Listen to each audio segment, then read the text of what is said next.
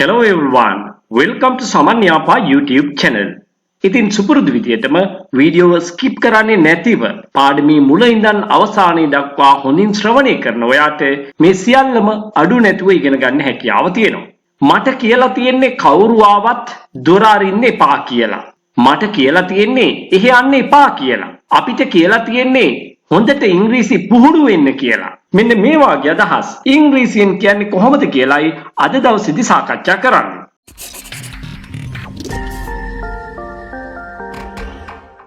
මට කියලා තියෙන්නේ අන්න ඒ අදහස ගෙන දීම සඳහා අපි ඉංග්‍රීසි භාෂාවේදී පාවිච්චි කරන්නේ present perfect passive voice එක.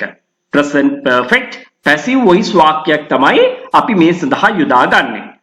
I have been, I've been told, මට කියලා තියෙන්නේ, I've been told, මට කියලා තියෙන්නේ, අපිට කියලා තියෙන්නේ, we have, we've been told, අපිට කියලා තියෙන්නේ, we've been told, ඔයාට කියලා තියෙන්නේ, you have been told, you've been told, ඒගොල්ලන්ට කියලා තියෙන්නේ, they have been told, they've been told, ඔහුට කියලා තියෙන්නේ, he has been told, he's been told, ඇයට කියලා තියෙන්නේ, she has been told, she's been told.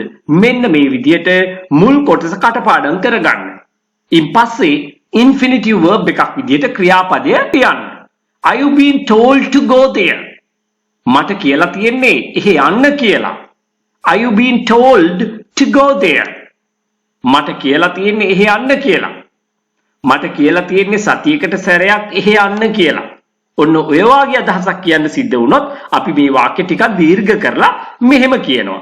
I've been told to go there once a week. Once a week. සතියකට වතාවක්. මට කියලා තියෙන්නේ එහෙ යන්න එපා කියලා. අන්න එතනදී ගොඩක් අය don't කියන යෙදුම පාවිච්චි කරන වාක්‍යයක් මැදට. අන්න එහෙම අපි වාක්‍යයක් මැදට don't යොදාගන්නේ නැහැ. ඒක වෙනස් වෙන්න ඕනේ මෙන්න මේ විදියට. I've been told not to go there. මට කියලා තියෙන්නේ එහෙ යන්න එපා කියලා. I've been told not to go there. මට කියලා තියෙන්නේ ඇති වෙන්න කන්න කියලා. I've been told to eat enough. I've been told to eat enough. මට කියලා තියෙන්නේ ඇති වෙන්න කන්න කියලා. I've been told to eat enough. මට කියලා තියෙන්නේ උදෙන්ම නැගිටින්න කියලා.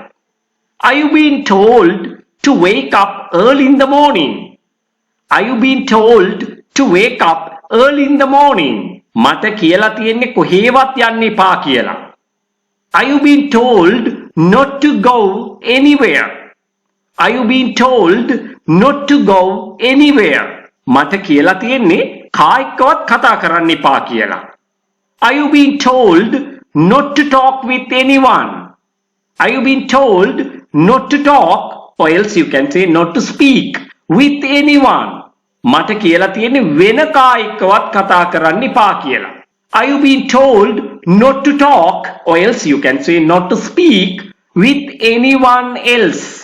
With anyone else. වෙන කායිකවත්.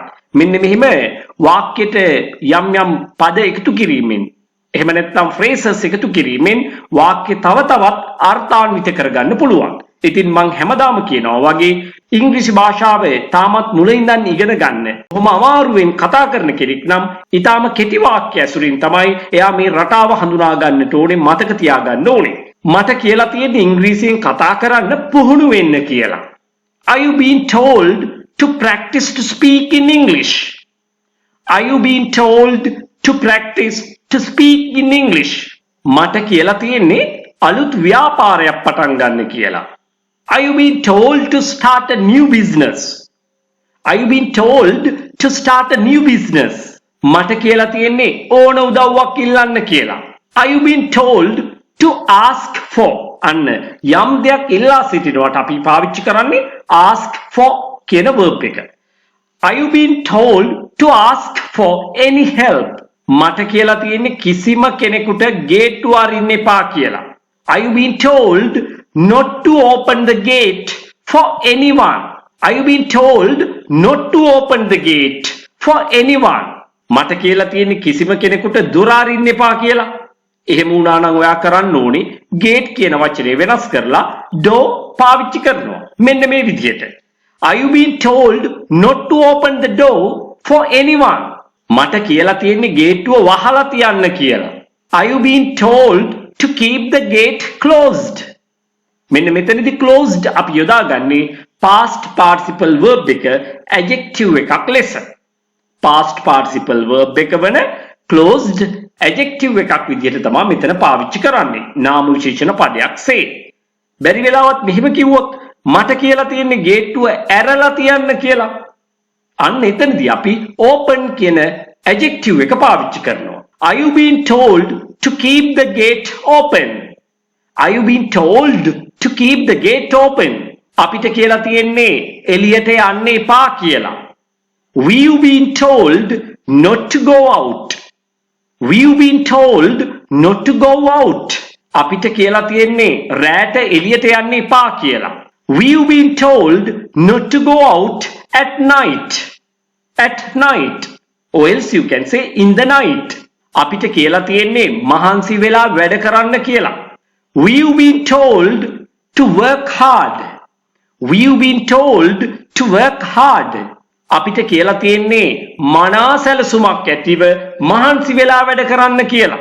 We you been told to work hard with the proper plan. මනා සැලසුමක් ඇතිව with the proper plan. We you been told to work hard with the proper plan. ඔයාට කියලා තියෙන්නේ ඔයාගේ ඉලක්කය ළඟා කරගන්න මනා සැලසුමක් ඇතුව මහන්සි වෙලා වැඩ කරන්න කියලා. You been told to work hard with the proper plan to achieve your goal. You been told to work hard with the proper plan to achieve your goal. ඇයට කියලා තියෙන්නේ ඉංග්‍රීසියෙන් කතා කරන්න කියලා. She has been. In short we say she's been. She's been told to speak in English. ඇයට කියලා තියෙන්නේ ඉංග්‍රීසියෙන් කතා කරන්න කියලා. She's been told to speak in English. ඔහුට කියලා තියෙන්නේ හෙට ඉඳන්ම වැඩට එන්න කියලා. He's been told to come to work from tomorrow itself. From tomorrow itself. හෙට ඉඳන්ම. From today itself. අද ඉඳන්ම. From Monday itself. සඳුදා ඉඳන්ම. ඔන්න ඔය විදිහටයි මේ ෆ්‍රේස් එක නිර්මාණය වෙන්නේ. He's been told to come to work from tomorrow itself. අපිට කියලා තියෙන්නේ අපේම කියලා වාක්‍ය මේ විදිහට හදන්න කියලා. That's what I always ask you to do at the end of every lesson. We've been told to make our own sentences like this. We've been told to make our own sentences like this. අපිට කියලා තියෙන්නේ අපේම කියලා වාක්‍ය මේ විදිහට හදන්න කියලා. I mean in this way. මේ ආකාරයට. ඔයාට ඉංග්‍රීසි කතා කරනකොට මේ වාක්‍ය රටාව ඉතාම වැදගත් වෙනවායි කියලා මම විශ්වාස කරනවා. ඔයත් එහෙම හිතනවා නම් ලයික් කරන්න, කමෙන්ට් කරන්න අමතක කරන්න එපා. මෙන්න මේ වාගේ වීඩියෝ ඔයාට අප්ලෝඩ් කරපු ගමන් දැනගන්න නම් ඔයා channel එක subscribe කරලා තියාගන්න අමතක කරන්න එපා. ඔයා කොච්චර ඉගෙන ගත්තත් තාමත් ඉංග්‍රීසි කතා කරන්න බෑ නේද? ඔයා කරන්න ඕනේ ඉගෙන ගන්න ක්‍රමයේ වෙනස් කරන එක. ඉංග්‍රීසි තාමත් කතා කරන්න බැරි වෙන්නේ හේතුව ඒ සඳහා පුහුණුව අත්‍යවශ්‍ය වෙන නිසා. ඒ සඳහා ඔයා තෝරගන්න ඕනේ පිරිස අඩු පන්තියක්. මෙන්න මේ පන්තිය ඔයාට වඩාත් සුදුසුයි කියලා මම හිතනවා. 3 ශ්‍රේණියේ සිට 11 ශ්‍රේණිය දක්වා පාසල් යන දුවල පුතාලට ගෲප් ක්ලාස් එකකට සම්බන්ධ වෙන්න පුළුවන්. එක කණ්ඩායමක මම තියාගන්නේ 10 දෙනෙක් පමණයි උපරිම වශයෙන්. මාසෙකට පැය 8ක් උගන්වනවා රුපියල් 2000යි පන්ති ගාස්තුවේ. ඉන්ඩිවිජුවල් ක්ලාස් එකකට ඒ කියන්නේ තනි පුජ්‍යල පන්තියක් සඳහා පැය 8ක් වෙන් කරනවා ගාස්තුව රුපියල් 8000යි. මේ සියල්ලම මාර්ගගත ක්‍රමයට ඒ කියන්නේ ඔන්ලයින් ක්ලාසස් ක්‍රමයට තමයි පවත්වාගෙන යන්නේ. සාමාන්‍ය පෙළ විභාගයෙන් පසු ඒ වගේම මෙවර උසස් පෙළ විභාගයෙන් පස්සේ සිසුන්ට නේවාසිකව පුහුණුව ලබා ගන්න පුළුවන් දින 21ක්. මේකේ විශේෂතා ගොඩක් තියෙනවා. ආහාර පාන, නවාතැන් පහසුකම් සමග සම්පූර්ණ ගාස්තුව ඔයා ගෙවන්න ඕනේ රුපියල් 85000ක් පමණයි.